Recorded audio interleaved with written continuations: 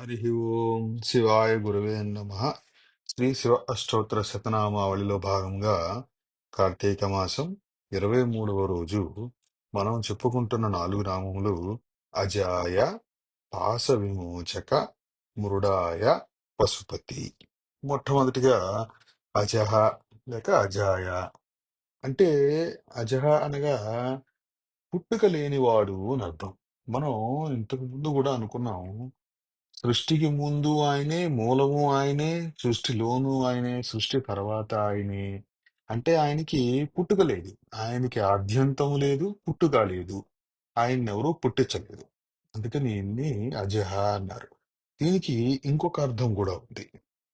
అదేమిటి అంటే పరబ్రహ్మ, మేక లేక గొర్రె అని కూడా అర్థం ఉంది. అజముఖం అనగా బ్రహ్మ దృష్టి, జ్ఞాన దృష్టితో సృష్టిని పరబ్రహ్మమయంగా దర్శించటం.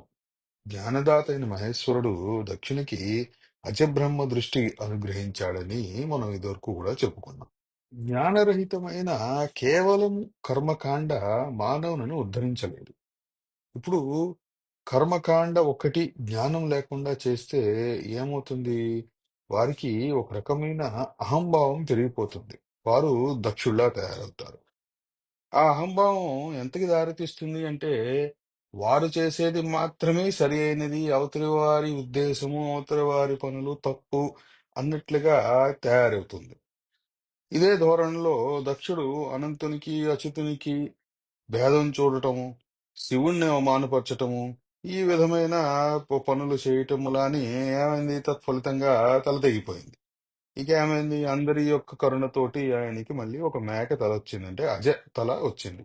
ఎప్పుడైతే అజతల వచ్చిందో అధోముఖంగా అంటే కిందికే చూపులు వచ్చేసాయి.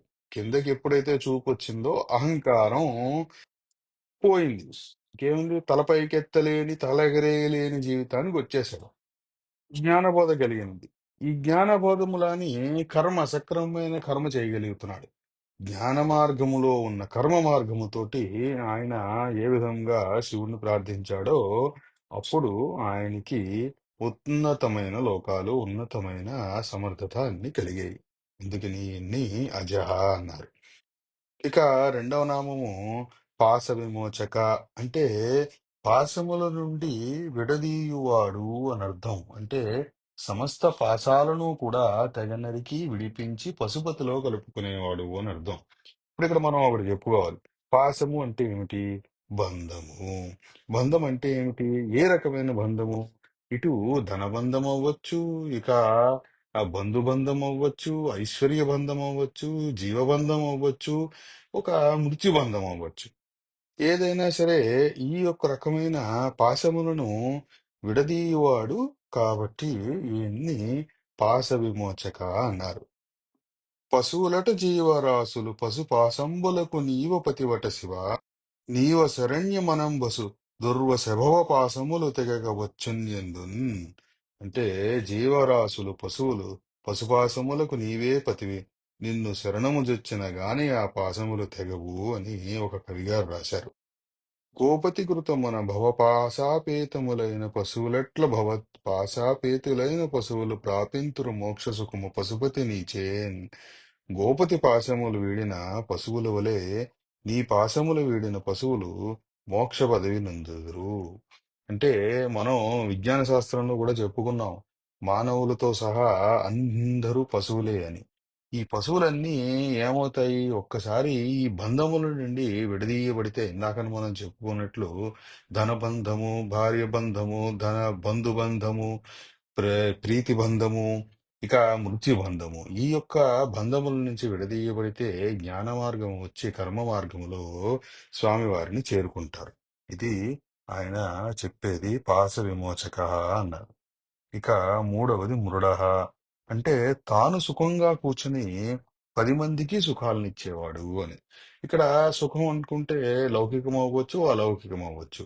అంటే ఏ సుఖమైనా మనం కోరుకునేది అది అత్యంత ధర్మబద్ధమైనది అయి ఉండాలి. తరువాత ఆమోదింపగలిగేది అయి ఉండాలి. ఇప్పుడు మనం ఒకళ్ళని ఎవరినో హింసించినప్పుడు మనకు సుఖం వస్తుంది అనుకోండి. అలాగే నేను హింసిస్తాను స్వామి నాకు సుఖం ఇవ్వి అంటే ఆయన ఎవరు? అది రాక్షస సుఖం. అటువంటి పనులు చేసినప్పుడు మన తల తెగనరికి మన శిక్షిస్తారు. ఇప్పుడు ధార్మికబద్ధమైన సుఖాలనన్నీ ఆయన ఇస్తారు. అంటే మనం అడిగేటప్పుడు కూడా, కోరిక కోరేటప్పుడు కూడా జ్ఞానముతోటి ధార్మికమైనది ఆ కోరికలు అడగాలి, సుఖాలు అడగాలి. అటువంటప్పుడు సుఖాలు ఇస్తారు. అందుకని ఆయన్ని మృడ అన్నారు. ఇక నాలుగవది పశుపతి. అంటే ఇందాకనే మనం చెప్పుకున్నాం అన్ని పశువులకి ఆయనే పతి అని. అంటే సమస్త పశువులకి ఆయనే పతి. వేదంలో మనం చదువుకుంటూ ఉంటాం సంద్విపదే చం చతుష్పదే అని. అంటే రెండు కాళ్ళతో ఉన్నవి, నాలుగు కాళ్ళతో ఉన్నవి అన్నిటినీ సుఖంగా ఉండేటట్లు చూసేవారు అని అర్థం. ఇప్పుడు ఒక కాలు ఉంది, కాళ్ళు లేని వాళ్ళు అని అడగండి. ఎందుకంటే లౌకికంగా గాని అలౌకికంగా గాని అన్ని జీవరాశులు రెండు కాళ్ళు నాలుగు కాళ్ళు అన్న పద్ధతిలోనే ఉంటాయి. ఒకవేళ కాళ్ళు లేనివి పాకుతున్నవి ఏమైనా ఉంటే వాటికి కూడా స్వామి అధిపతి, అవి కూడా ఆయన ఆధీనంలోకే వస్తాయి. అన్ని ఆయన ఆధీనంలోనే ఉంటాయి. ఆయనే పశుపతి. ఇవి మనం ఈరోజు చెప్పుకుంటున్న నాలుగు నామములు: అజహ, పాశ విమోచక, మృడ, పశుపతి. సర్వే జనా సుఖినో భవంతు. సర్వం శివార్పణం. ఓం నమ శివాయ.